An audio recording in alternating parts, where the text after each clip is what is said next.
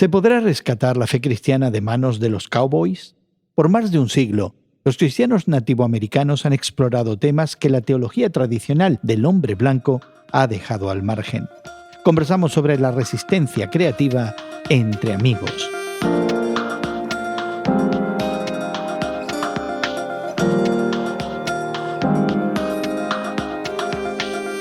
Gracias por acompañarnos entre amigos de esta conversación semanal con Guillermo Serrano, Elsa Mazzoni y tu servidor Gerson García, donde conversamos sobre la fe cristiana y su interacción con el mundo contemporáneo. Queremos invitarte a que te suscribas a nuestro podcast y a seguirnos regularmente. Puedes encontrarnos en tu plataforma de podcast favorita y también información adicional en radiomoody.org. Hoy consideramos la resistencia creativa de pensadores y teólogos cristianos nativoamericanos. Tradicionalmente el cristianismo ha visto con sospecha percepciones, ideas y valores que no pertenecen al pensamiento occidental que proviene de Europa. Y no estamos hablando de las denominadas herejías que se han dado dentro de la Iglesia occidental con ideas occidentales a lo largo de los siglos. Estamos hablando concretamente de otros valores, de otras maneras de leer las escrituras cristianas que provienen de otras culturas. Muchas de estas visiones teológicas se consideran aún hoy en día subalternas o irrelevantes de alguna manera. Un reciente artículo en The Christian Century nos muestra la resistencia creativa de algunos de estos pensadores nativoamericanos. Desde finales del siglo XIX, uno de ellos, Kakewa Konabi, alias Peter Jones, se ocupó de crear una iconografía autóctona para representar su fe cristiana en sus propios términos culturales indígenas. Hemos puesto un enlace a ese artículo en nuestra página de internet ministerioreforma.com. Y quizás Guillermo y Elsa todavía sorprende a algunos que haya esta contribución teológica tan importante y que nos llegue de los pobladores originales del continente americano.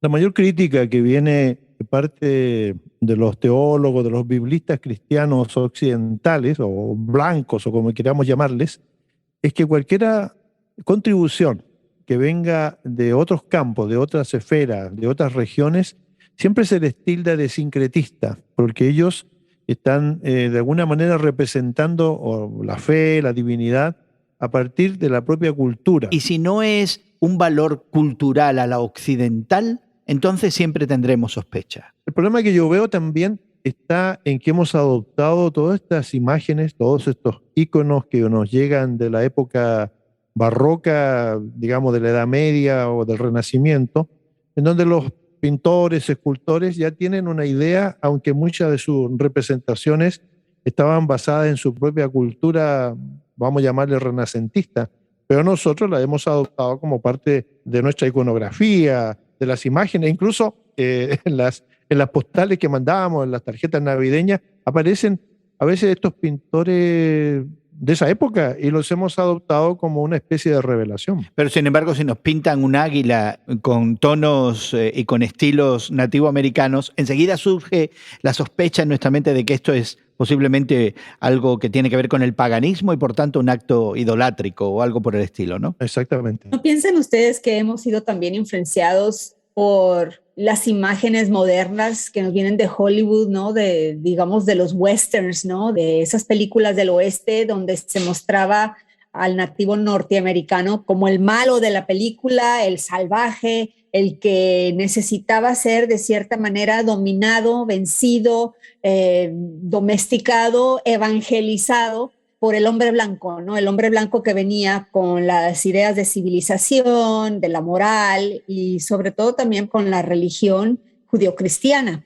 Y tal vez por eso, de cierta manera, hemos tenido esa aversión al recibir la información de teología cristiana que nos venga de grupos nativos americanos que han adoptado el evangelio, pero lo están viendo desde su punto de vista, como lo has mencionado tú, Gerson. Y yo creo que poco a poco podemos ir aceptando, ¿no? Que la teología, que la manera de ver las Sagradas Escrituras, la Biblia, desde los ojos de los nativos americanos, también tiene su valor. En realidad el problema que tenemos acá con este artículo, esta publicación de Christian Century, es que está tratando de alguna manera de mostrarnos de que los nativos de cualquier país tienen el derecho a expresar su religión, la religión que puede ser la verdadera en el caso del cristianismo, pero con sus propias imágenes. A lo mejor para un nativo americano la idea de un ave, de un águila,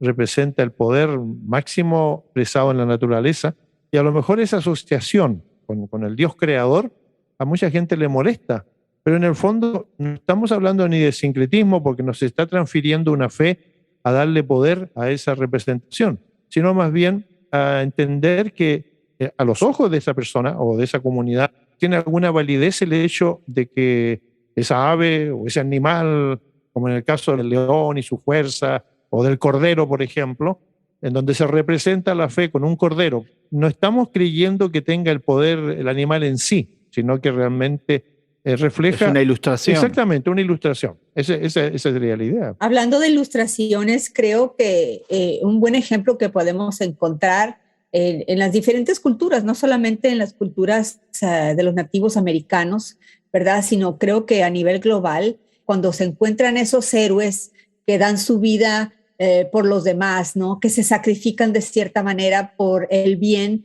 de otra persona, por el bien de su aldea, por el bien del otro, o que de cierta manera dan la mejilla, ¿no? Al enemigo, y entonces se establecen relaciones que de otra manera no hubieran existido. Creo que en las culturas a nivel global podemos encontrar esa tipografía de Jesucristo, esos tipos de Cristo que existen en las historias autóctonas en cada región, que pueden ser como vínculos, ¿no? Como puertas de entrada para nosotros poder compartir el evangelio tal cual lo vemos en la Biblia. Y yo creo que puede ser un punto de encuentro muy genuino. Ya, pero no estamos hablando, Elsa, de personas ajenas a la fe. Estamos hablando de expresiones cristianas de fe y personas que están operando dentro de la teología cristiana, pero que tienen otras percepciones y otras visiones. Y a lo que me refiero es que nosotros entendemos un acto de adoración musical, ¿verdad? Una alabanza.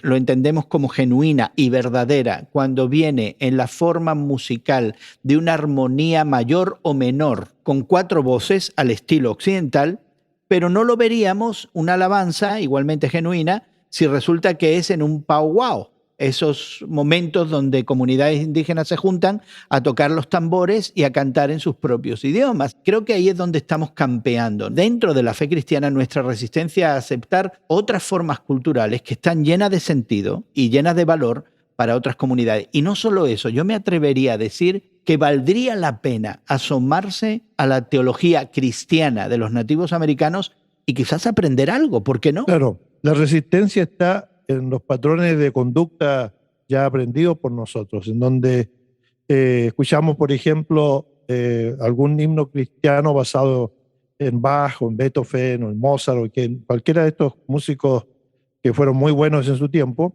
y que a lo mejor los cristianos adaptaron parte de esa música y le pusieron alguna letra, pero estamos dispuestos a aceptarla, pero no estamos dispuestos a aceptar la otra música, la que viene genuinamente del corazón, del ánimo, de la expresión de una cultura, porque nos parece completamente ajena, no podemos realmente entenderla. Entonces yo creo que esta resistencia viene de parte nuestra de una manera, yo diría, natural, aunque no tendría por qué ser tan aceptable, ¿no? Bueno, yo creo que el problema radica también en nuestro mismo conocimiento, ¿no? del Evangelio y en esa seguridad que tenemos en Dios mismo y en su revelación, y no sentirnos amedrentados, ¿no? De escuchar el punto de vista de otras personas en cuanto a los énfasis de su manera de leer las escrituras. El problema surge cuando nuestra forma de leer la Biblia, nuestra misma cultura,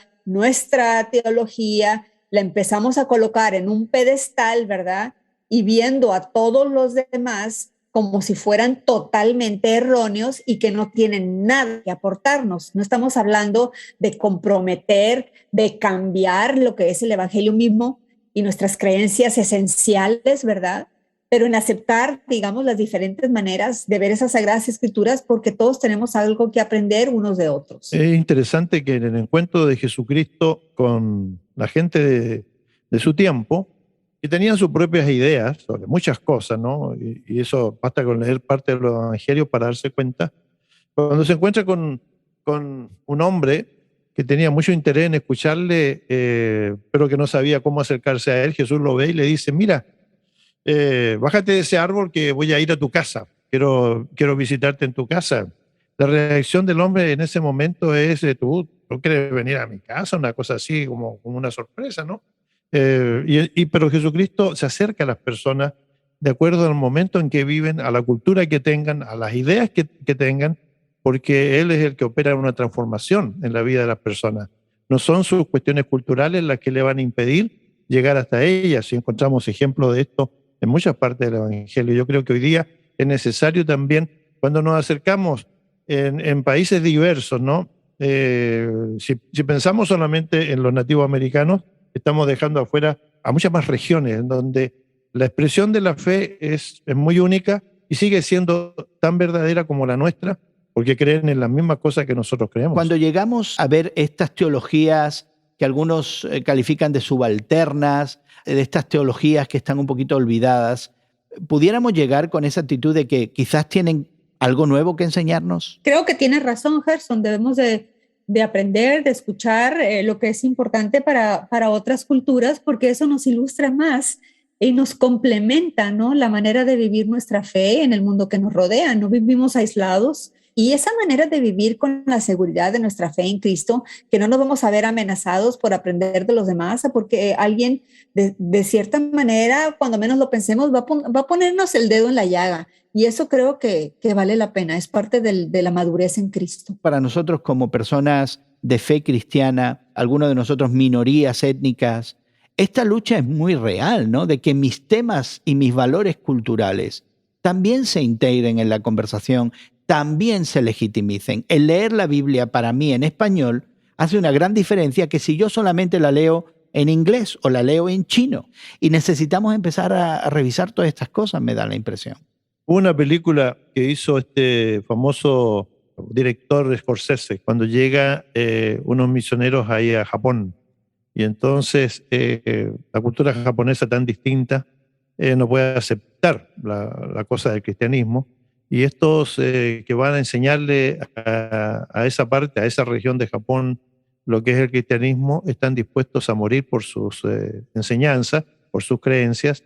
Y la cultura de ese momento, de esa región, no podía entenderlos, y ellos son mártires de la fe. Creen y mueren por su fe, pero sin obligarles a los otros a que crean, sino a enseñarles con el ejemplo que hay una manera distinta de acercarse a Dios.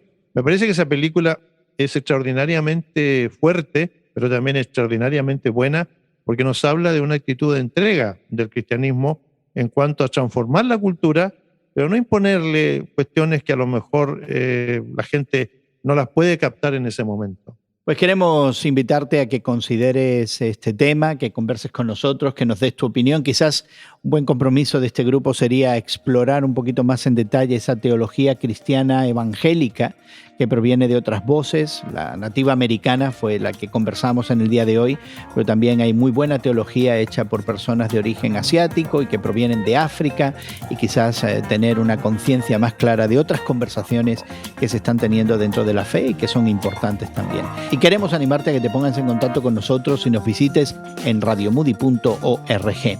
También puedes conectarte con nosotros en Twitter. Somos tus temas de hoy en Twitter. Y por supuesto nuestra invitación es que te suscribas a este podcast y nos acompañes regularmente. Puedes encontrarnos en tu plataforma de podcast favorita.